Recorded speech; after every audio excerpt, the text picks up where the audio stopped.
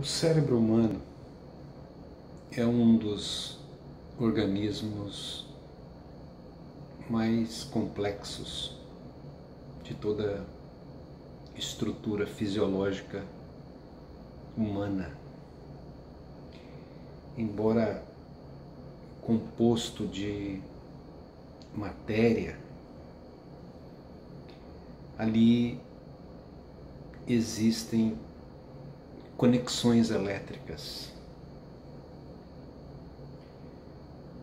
Não sei se você já viu alguma parte do cérebro. Eu me lembro que ainda na minha adolescência eu presenciei um acidente na estrada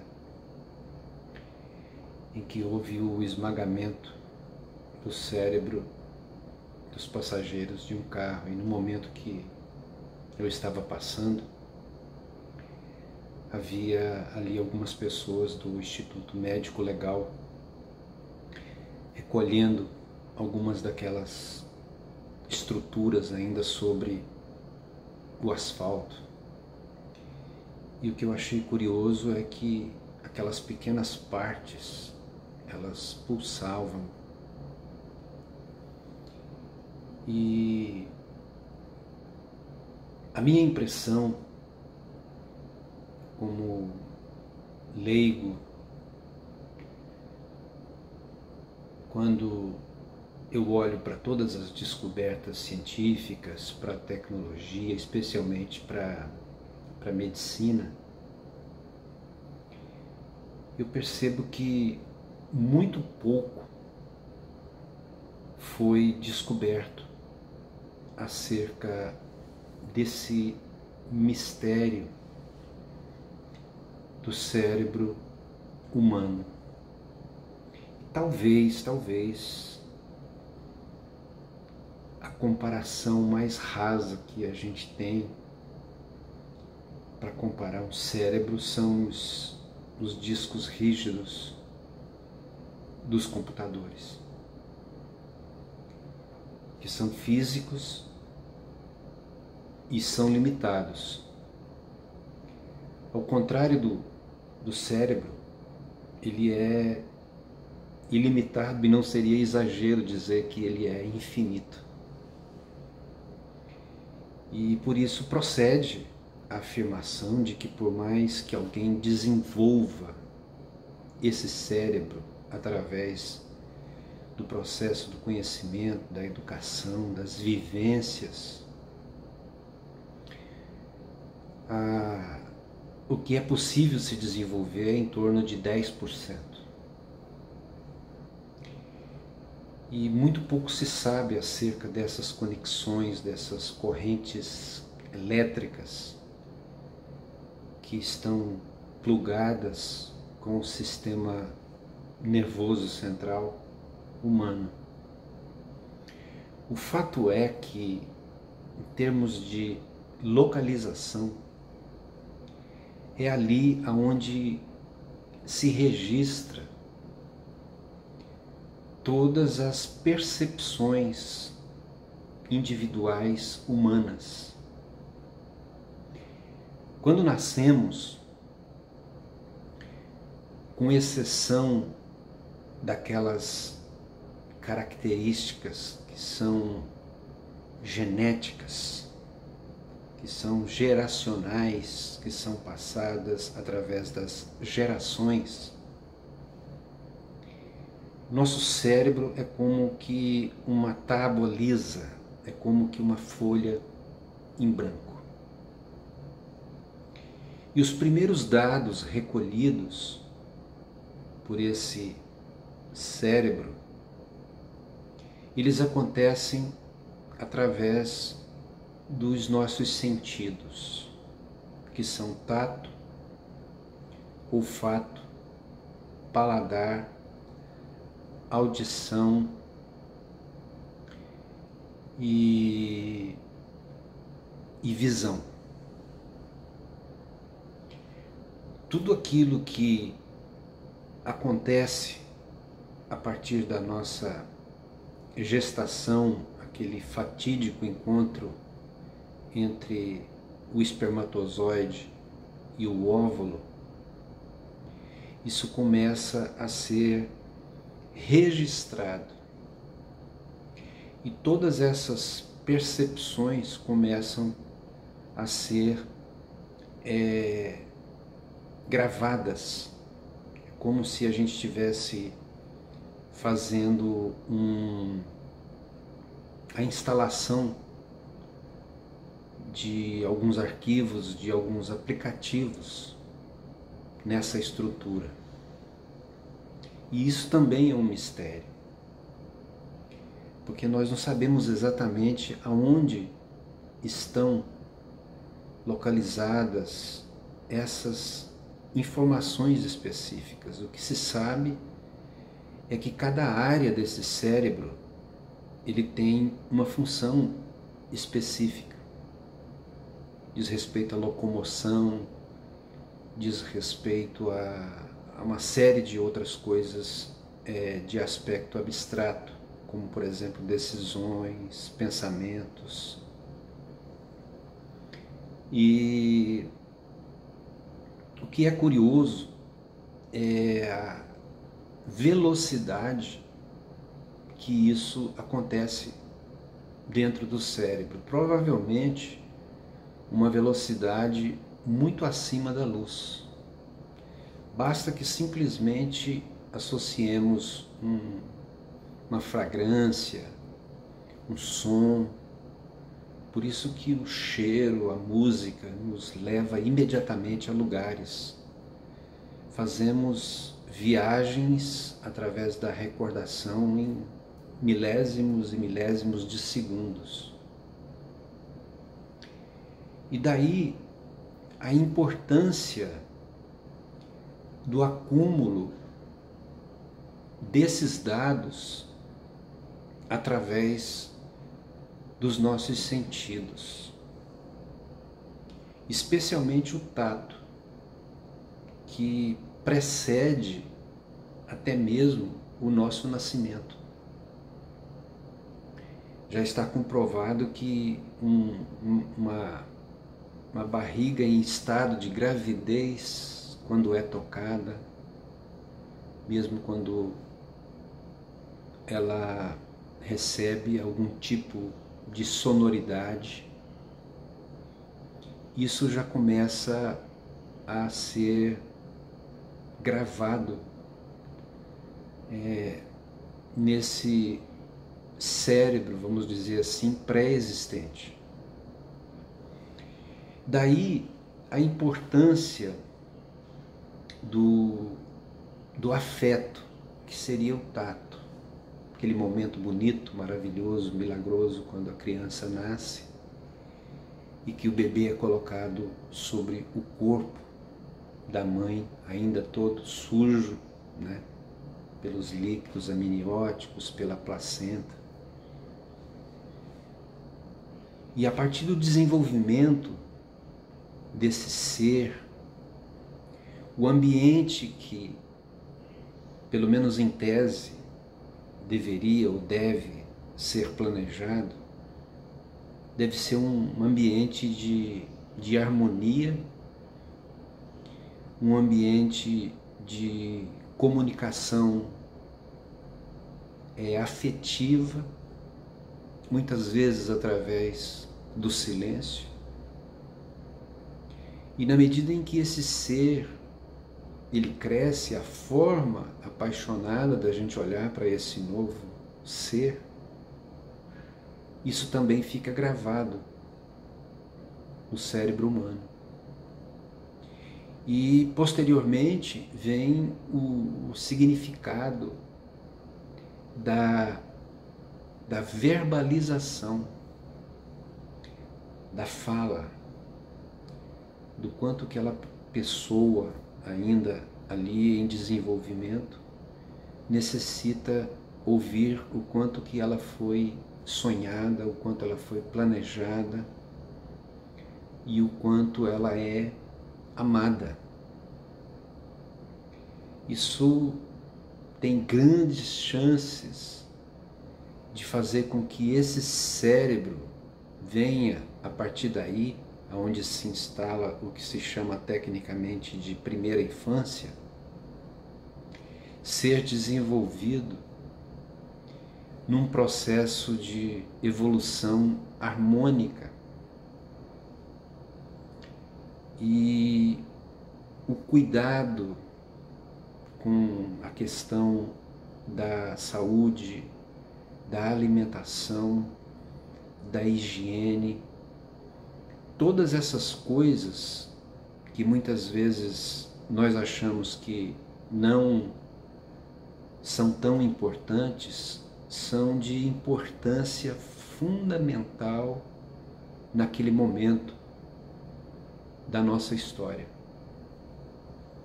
Todos esses dados, eles são gravados. Mas na medida em que nós vamos nos desenvolvendo e vamos crescendo, nós vamos obtendo as percepções acerca da nossa existência, acerca da nossa vida. E tudo o que nós sentimos, tudo o que nós percebemos, todas as experiências vividas, elas são de alguma forma armazenadas nesse disco dinâmico, né, que é feito de estrutura humana, e está lá o arquivo presente. Na medida em que a gente vai tendo os primeiros atritos, os primeiros conflitos, tudo isso fica gravado na nossa própria mente. E é um momento crucial da nossa história, onde praticamente vai determinar todo o nosso futuro. A descoberta fantástica, fascinante de Freud acerca do inconsciente, isso tem um papel de grande relevância na questão do cérebro e na questão da vida.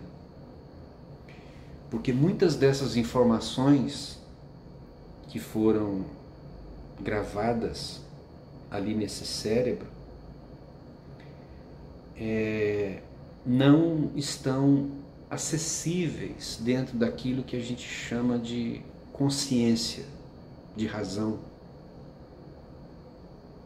Nós não temos acessibilidade a esse mundo de informação que já nos nossos primeiros dias, meses de vida são acumulados e que nem temos a noção da quantidade de percepções e de informações existentes ali. Durante a vida, todo esse processo vai se desenvolvendo. Muitas dessas coisas ficam no plano consciente, da lembrança, mas outras coisas ficam no plano inconsciente. E não há um local físico específico, identificável nesse cérebro, para a gente dizer que, olha, essa aqui é a parte responsável por aquilo que está inconsciente e essa outra parte aqui é aquilo que está responsável pelo seu consciente. Não existe um aspecto geográfico na distinção daquilo que é inconsciente e naquilo que é consciente. Dentro dessa existência humana existem dois fatores também muito curiosos, que são instintos. Nós temos o instinto de vida e temos também o instinto de morte. O instinto de vida é aquela luta pela sobrevivência de que nós temos que ficar com a lâmpada da vida acesa. O instinto de morte é aquele tipo de reação quando, no momento final da nossa existência, esse instinto de morte diz: olha, agora não é mais viável, agora é hora de apagar a luz. Então, a gente passa a viver, a gente vai para a escola e a gente vai tendo a adaptação, e essa adaptação muitas vezes ela é repleta de atritos que são confrontos com a própria realidade, com as diferenças em relação ao meio, em relação ao outro e aos outros. E através desses atritos surgem os traumas. E esses traumas, eles não podem abater ou dar cabo ou finalizar a existência das pessoas.